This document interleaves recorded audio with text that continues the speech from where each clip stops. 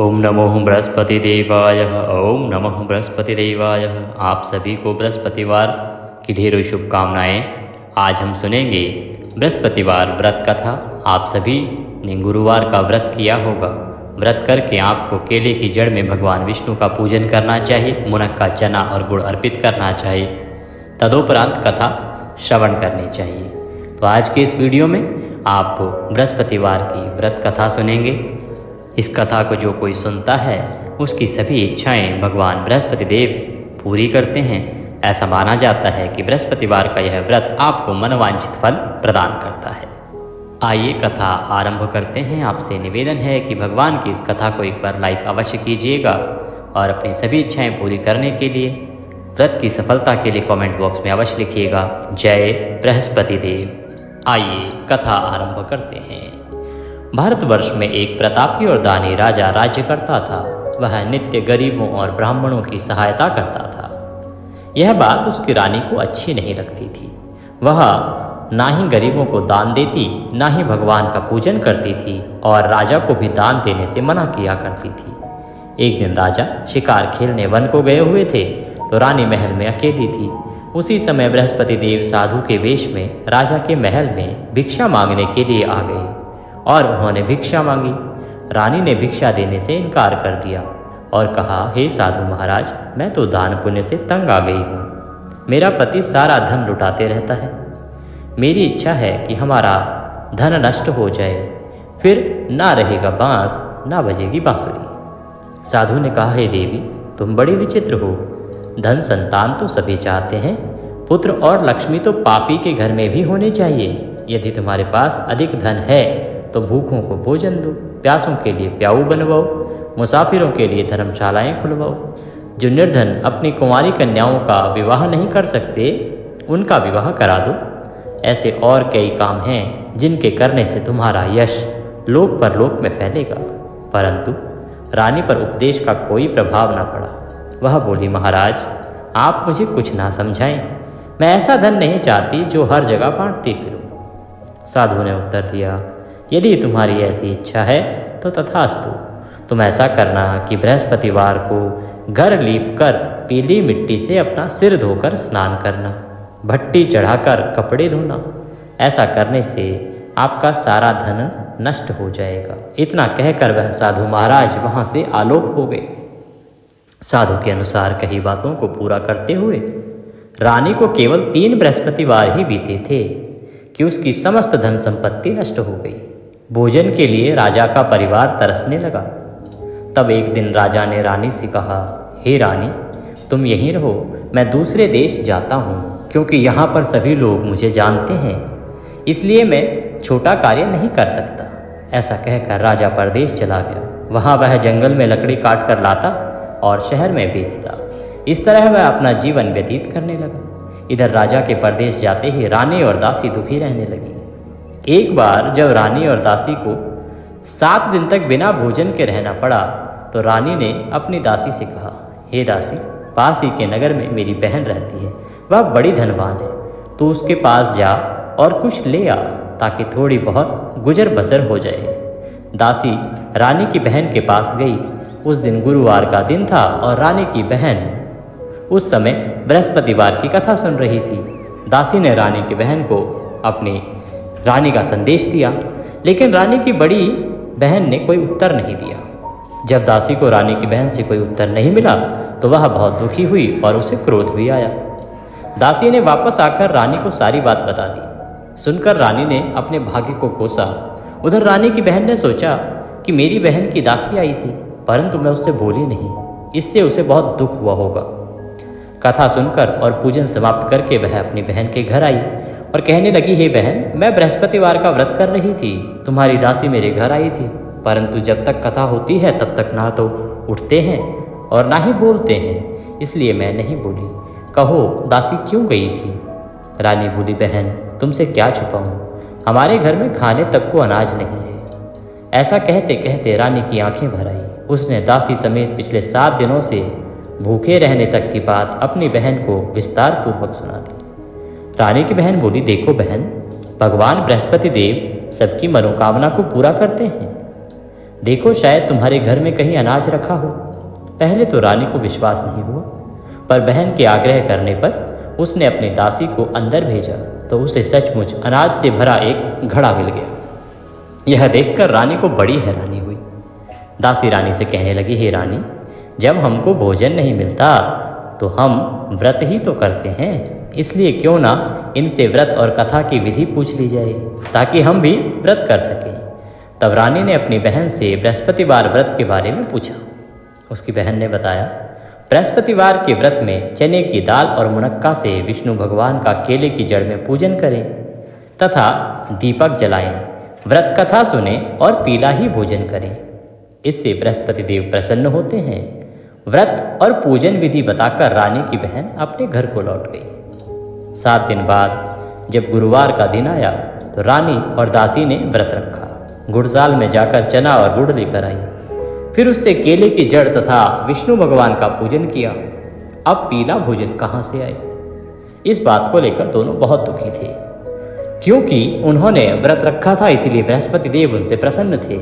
इसलिए वे एक साधारण व्यक्ति का रूप धारण करके 2 थालों में सुंदर पीला भोजन दासी को दे गए। भोजन पाकर दासी प्रसन्न हुई और फिर रानी के साथ मिलकर भोजन ग्रहण किया। उसके बाद वे सभी गुरुवार को व्रत और पूजन करने लगी। बृहस्पति भगवान की कृपा से उनके पास फिर से धन संपत्ति आ गई, परंतु रानी फिर से आलस करने लगी। तब दासी बोली, देखो रानी, तुम पहले भी इस प्रकार आलस्य करती थी, तुम्हें धन रखने में कष्ट होता था, इस कारण सभी धन नष्ट हो गया, और अब जब बृहस्पति देव की कृपा से धन मिला है तो तुम्हें फिर से आलस्य होता है। रानी को समझाते हुए दासी कहती है कि बड़ी मुसीबतों के बाद हमने यह धन पाया है, इसलिए हमें दान पुण्य करना चाहिए, भूखे मनुष्यों को भोजन कराना चाहिए और धन को शुभ कार्यों में खर्च करना चाहिए, जिससे तुम्हारे कुल का यश बढ़ेगा, स्वर्ग की प्राप्ति होगी और पितृ प्रसन्न होंगे। दासी की बात मानकर रानी अपना धन शुभ कार्यों में खर्च करने लगी, जिससे पूरे नगर में उसका यश फैलने लगा। एक दिन राजा दुखी होकर जंगल में पेड़ के नीचे आसन जमाकर बैठ गया। वह अपनी दशा को याद करके व्याकुल होने लगा। बृहस्पतिवार का दिन था। एकाएक उसने देखा कि निर्जन वन में एक साधु प्रकट हुए। वह साधु वेश में स्वयं बृहस्पति देव थे। लकड़हारे के सामने आकर बोले, हे लकड़हारे, इस सुनसान जंगल में तू चिंतामग्न क्यों बैठा है? लकड़हारे ने दोनों हाथ जोड़कर प्रणाम किया और उत्तर दिया, महात्मा जी, आप सब कुछ जानते हैं, मैं क्या कहूँ? यह कहकर रोने लगा और साधु को अपनी आत्मकथा सुनाई। महात्मा जी ने कहा, तुम्हारी स्त्री ने बृहस्पतिवार के दिन बृहस्पति भगवान का निरादर किया है, जिसके कारण रुष्ट होकर उन्होंने तुम्हारी यह दशा कर दी है। अब चिंता मत करो, तुम चिंता को दूर करके मेरे कहने पर चलो तो तुम्हारे सब कष्ट दूर हो जाएंगे और भगवान पहले से भी अधिक संपत्ति देंगे। तुम बृहस्पतिवार के दिन कथा किया करो, 2 पैसे के चने मुनक्का लाकर उसका प्रसाद बनाओ और शुद्ध जल से लोटे में शक्कर मिलाकर अमृत तैयार करो। कथा के पश्चात अपने सारे परिवार और सुनने वाले प्रेमियों में अमृत व प्रसाद बांटकर आप स्वयं भी ग्रहण करो। ऐसा करने से भगवान तुम्हारी सब मनोकामनाएं पूरी करेंगे। साधु के ऐसे वचन सुनकर लकड़हारा बोला, हे प्रभु, मुझे लकड़ी बेचकर इतना पैसा नहीं मिलता जिससे भोजन के उपरांत कुछ बचा सकूं। मैंने रात्रि में अपनी स्त्री को व्याकुल देखा है, मेरे पास कुछ भी नहीं है जिससे कि मैं उनकी खबर मंगा सकूं। साधु ने कहा, हे लकड़हारे, तुम किसी बात की चिंता मत करो। बृहस्पति के दिन तुम रोजाना की तरह लकड़ियां लेकर शहर को जाओ, तुमको रोज से दुगना धन प्राप्त होगा, जिससे तुम भली भांति भोजन कर लोगे तथा बृहस्पति देव की पूजा का सामान भी आ जाएगा। इतना कहकर साधु अंतर्ध्यान हो गई। धीरे धीरे समय व्यतीत होने पर फिर वही बृहस्पतिवार का दिन आया। लकड़हारा जंगल से लकड़ी काटकर किसी शहर में बेचने को गया और भगवान की कृपा से उसे उस दिन और दिन से अधिक पैसा मिला। राजा ने चना गुड़ आदि लाकर गुरुवार का व्रत किया। उस दिन से उसके सभी क्लेश दूर हुए, परंतु जब दोबारा गुरुवार का दिन आया तो बृहस्पतिवार का व्रत करना भूल गया। इस कारण बृहस्पति भगवान नाराज हो गए। उस दिन उस नगर के राजा ने विशाल यज्ञ का आयोजन किया तथा शहर में यह घोषणा करा दी कि कोई भी मनुष्य अपने घर में भोजन न बनावे और आग भी न जलावे, समस्त जनता मेरे यहाँ भोजन करने को आवे। इस आज्ञा को जो न मानेगा उसे फांसी की सजा दी जाएगी। इस तरह की घोषणा संपूर्ण नगर में करा दी गई। राजा की आज्ञा अनुसार शहर के सभी लोग भोजन करने गए, लेकिन लकड़हारा देर से पहुंचा। इसलिए राजा उसको अपने साथ घर लेवा ले गए और ले जाकर भोजन करा रहे थे तो रानी की दृष्टि उस खूंटी पर पड़ी जिस पर उसका हार लटका हुआ था। वह वहां पर दिखाई नहीं दिया। रानी ने निश्चय किया कि मेरा हार इस मनुष्य ने चुरा लिया है। उसी समय सिपाहियों को बुलाकर उसको कारागार में डलवा दिया गया। जब लकड़हारा कारागार में पड़ गया और बहुत दुखी होकर विचार करने लगा कि ना जाने कौन से पूर्व जन्म के कर्म से मुझे यह दुख प्राप्त हुआ है, और उसी साधु को याद करने लगा जो जंगल में मिला था। उसी समय तत्काल बृहस्पति देव साधु के रूप में प्रकट हुए और उसकी दशा को देखकर कहने लगे, अरे मूर्ख, तूने बृहस्पति देव की कथा नहीं करी, इस कारण तुझे दुख प्राप्त हुआ है। अब चिंता मत कर, बृहस्पतिवार के दिन कारागार के दरवाजे पर 4 पैसे पड़े मिलेंगे, उनसे तू बृहस्पति देव की पूजा करना, तेरे सभी कष्ट दूर हो जाएंगे। बृहस्पति के दिन उसे 4 पैसे पड़े मिले। लकड़हारे ने कथा कही। उसी रात्रि को बृहस्पति देव ने उस नगर के राजा को स्वप्न में आकर कहा, हे राजा, तुमने जिस आदमी को कारागार में बंद कर दिया है वह निर्दोष है, वह राजा है, उसे छोड़ देना। रानी का हार उसी खूंटी पर लटका है, अगर तू ऐसा नहीं करेगा तो मैं तेरे राज्य को नष्ट कर दूंगा।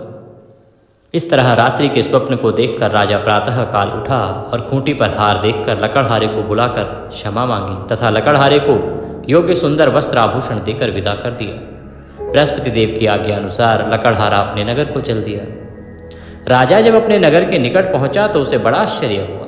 नगर में पहले से अधिक बाग, तालाब, कुएं तथा बहुत सी धर्मशाला, मंदिर आदि बन गए थे। राजा ने पूछा, यह सब किसका है और ये धर्मशाला किसके हैं? तब नगर के सब लोग कहने लगे, यह सब रानी और बांदी के हैं। तो राजा को आश्चर्य हुआ और गुस्सा भी आया। जब रानी ने यह खबर सुनी कि राजा आ रहे हैं तो उन्होंने बांदी से कहा कि हे दासी, देख, राजा हमको कितनी बुरी हालत में छोड़ के गए थे। हमारी ऐसी हालत देखकर वह लौट ना जाएं, इसलिए तू दरवाजे पर खड़ी हो जा। आज्ञा अनुसार दरवाजे पर दासी खड़ी हो गई। राजा आए तो उन्हें अपने साथ लेवा लाई। तब राजा ने क्रोध करके अपनी रानी से पूछा कि यह धन तुम्हें कैसे प्राप्त हुआ है? तब उन्होंने कहा, हमें यह सब धन बृहस्पति देव के इस व्रत के प्रभाव से प्राप्त हुआ है। राजा ने निश्चय किया कि 7 रोज बाद तो सभी बृहस्पति देव का पूजन करते हैं, परंतु मैं प्रतिदिन और दिन में 3 बार कहानी तथा रोज व्रत किया करूंगा। अब हर समय राजा के दुपट्टे में चने की दाल बंधी रहती तथा दिन में 3 बार कहानी कहता। एक रोज राजा ने विचार किया कि चलो अपनी बहन के यहाँ हो आए। इस तरह निश्चय करके राजा घोड़े पर सवार होकर अपनी बहन के यहाँ को चल दिया। रास्ते में उसने देखा कि कुछ आदमी एक मुर्दे को लिए जा रहे हैं। उन्हें रोककर राजा ने कहा, अरे भाइयों, मेरी बृहस्पतिवार की कथा सुन लो। वे बोले, लो, हमारा तो आदमी मर गया है, इसको अपनी कथा की पड़ी है। परंतु कुछ आदमी बोले, अच्छा कहो, हम तुम्हारी कथा भी सुनेंगे। राजा ने दाल निकाली और कथा कहनी आरंभ की। जब कथा आधी ही हुई थी कि मुर्दा हिलने लग गया, और जब कथा समाप्त हो गई तो राम राम करके मनुष्य उठकर खड़ा हो गया। आगे मार्ग में उसे एक किसान खेत में हल चलाता हुआ मिला। राजा ने उसे देखा और उससे बोला, अरे भैया, तुम मेरी बृहस्पतिवार की कथा सुन लो।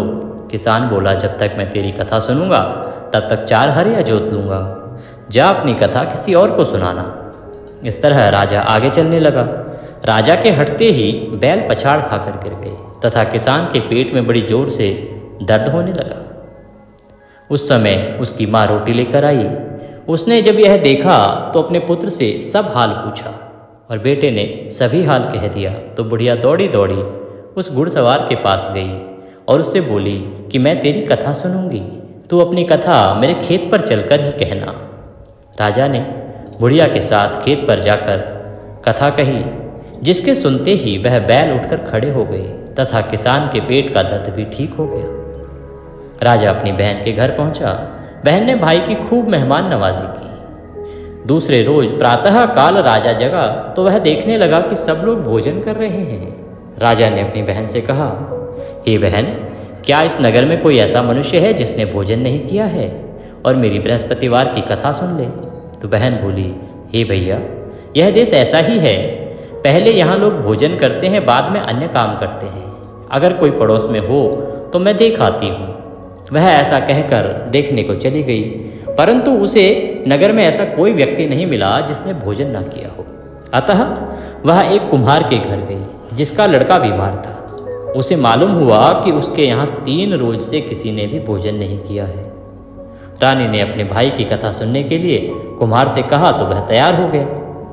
राजा ने जाकर बृहस्पतिवार की कथा कही और कथा पूरी होते ही उस कथा को सुनकर उसका जो लड़का बीमार था वह ठीक हो गया। अब तो राजा की हर ओर प्रशंसा होने लगी, उस कथा की चर्चा होने लगी। एक रोज राजा ने अपनी बहन से कहा कि हे बहन, हम अब अपने घर को जाएंगे, तुम भी तैयार हो जाओ। राजा की बहन ने अपनी सास से कहा तो सास ने कहा कि हाँ चली जा, परंतु अपने लड़कों को मत ले जाना, क्योंकि तेरे भाई की कोई औलाद नहीं है। बहन ने अपने भैया से कहा हे भैया, मैं तो चलूँगी पर कोई बालक नहीं जाएगा। राजा बोला जब कोई बालक ही नहीं जाएगा तब तू भी क्या करेगी, तू भी रहने दे। बड़े दुखी मन से राजा अपने नगर को लौट आया। राजा ने अपनी रानी से कहा कि हम निर्वंशी हैं, हमारा मुख देखने का धर्म नहीं है और कुछ भोजन आदि नहीं किया। रानी बोली हे प्रभु, बृहस्पति देव ने हमें सब कुछ दिया है, वह हमें औलाद अवश्य देंगे। रानी ने बृहस्पति देव से प्रार्थना की और उसी रात को बृहस्पति देव ने राजा से स्वप्न में कहा हे राजा उठ, सभी सोच त्याग दे, तेरी रानी गर्भ से है। राजा यह बात सुनकर बड़ा प्रसन्न हुआ। 9वें महीने में उसके गर्भ से एक सुंदर पुत्र पैदा हुआ।